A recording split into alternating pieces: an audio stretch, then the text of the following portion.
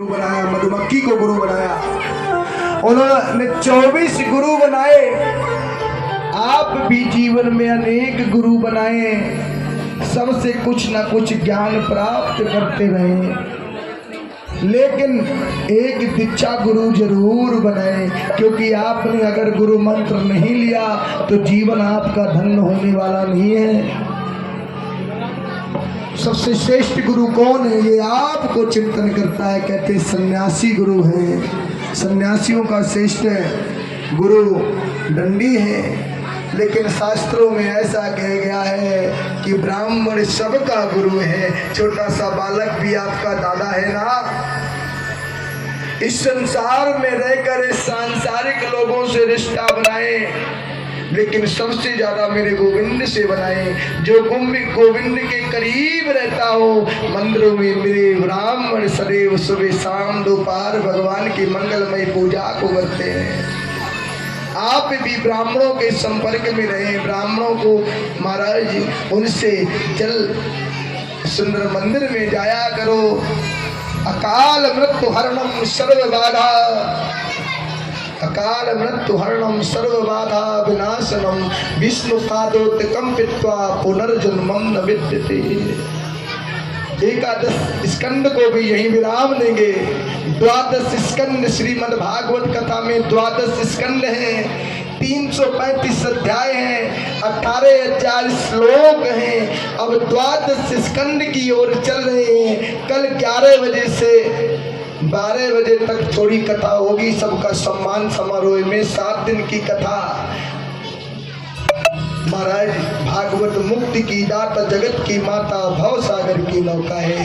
8वें दिन पावन व्यास जी उस गद्दी पर विद्यमान होकर जो भक्त इस कलयुग में रह जाते हैं उनको आशीर्वाद देते हैं कि अगली बार और भी कथा से आपको तृप्त करेंगे।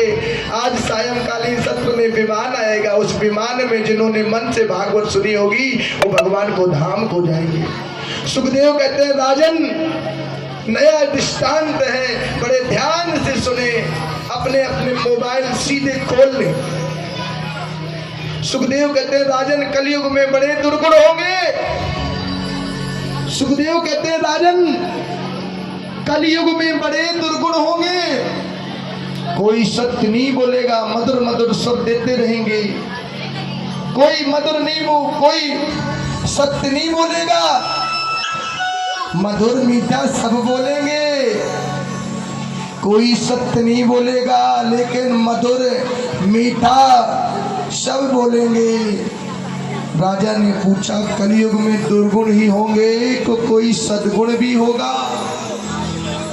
केवल एक सद्गुण है। सुखदेव जी कहते हैं राजन, कलयुग में बहुत दुर्गुण होंगे। इन लोगों की तरफ भी कैमरा घुमाओ, ये बहने छोटे छोटे बालकों को थोड़ा शांत कराओ।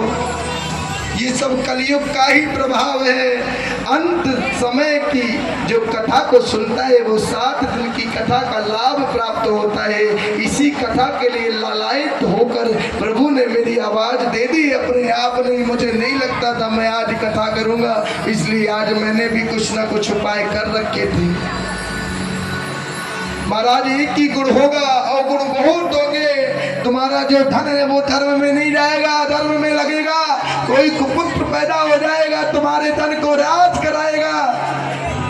बड़ी सुंदर तरीके से अपनी बेटी और अपने बेटे का विवाह करोगे, ऐसी कुबुद्धि तुम्हारे घर में आएगी, तुम्हारे धन का राज होगा।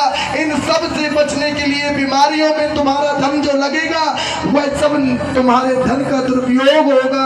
अपने धन को धर्म में लगाने के लिए तुम्हें सत्कर्म करना पड़ेगा, और सत्कर्म के साथ साथ अपने मुख अपनी वाणी से प्रभु के गोविंद के गुणानुवाद को गाना पड़ेगा, क्योंकि गोविंद के गुणानुवाद में इतनी माया है, इतना प्रेम है।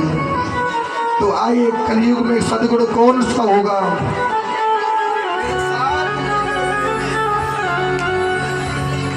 कलयुग केवल नाम आधारा, सुमेरे सुमेरे उत्तर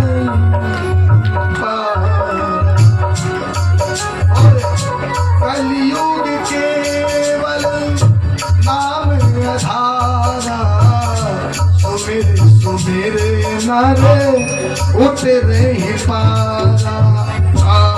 सिया राम जय जय राम राम सिया राम जय जय राम। बोलो तो राम सिया राम जय जय राम और राम सिया राम। एक बार और सुनो, कलयुग केवल नाम आधारा, सुमेरे सुमेरे नारे उतर ही पारा। इन माताओं बहनों की तरफ कैमरा घुमाओ और इन्हें बताओ,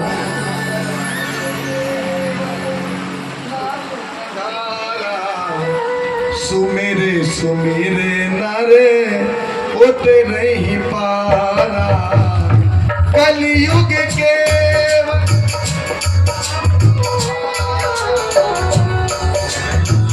कलयुग के नाम आधारा। सुमिरे सुमिरे नारे।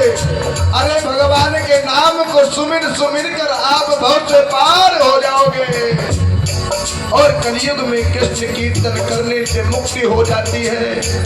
सुखदेव जी के चारों प्रकार के फलों जो बताया है, हजारों संतों के सामने परीक्षित और उनके सामने सुखदेव है। श्री सुखदेव जी कहते हैं, इन माताओं की तरफ देखो, बस 5 मिनट में कथा को विराम करता हूँ। मेरी भक्ति स्वरूपाओं बहनों, 5 मिनट की कथा सुन लो, आपका जीवन बदल जाएगा। वहीं बैठ जाओ, छोड़कर मत जाओ, जीवन भर इसमें लगे रहोगे। कैमरे से इनकी फोटो देखो, यही बैठ जाओ, सिर्फ 5 मिनट लूंगा। महाराज सुखदेव कहते, राजन मैंने तुम्हें भागवत कथा सुनाई।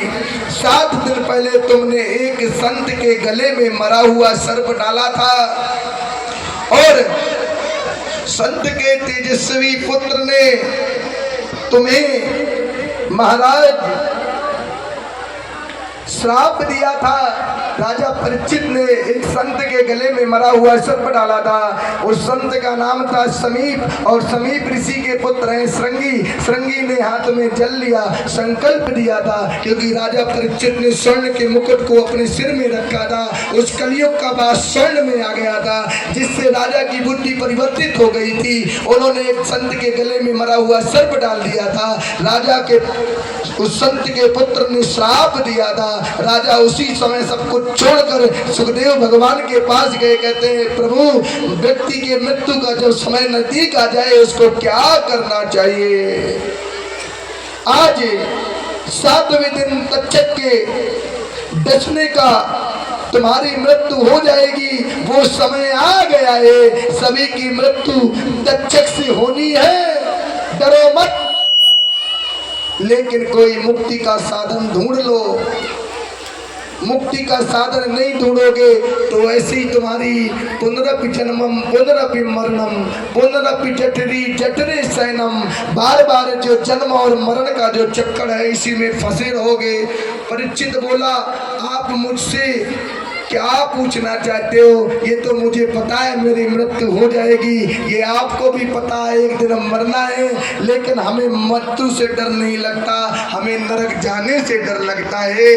आज परीक्षित के पुत्र जन्मेजय ने एक सर्पेष्टि महायज्ञ कराया है। उस यज्ञ को करने के लिए महाराज आस्तिक मुनि को बुलाया है। आस्तिक मुनि यज्ञ कर रहे हैं। तक्षक नारायण की शेष सैया पर लिटते हैं और सर्प आते हैं, उस कुंड में गिरते हैं, लाखों लाखों सर्पों की मृत्यु हो जाती है। ब्राह्मणों के मंत्रों में इतनी शक्ति होती है मेरी माताओं।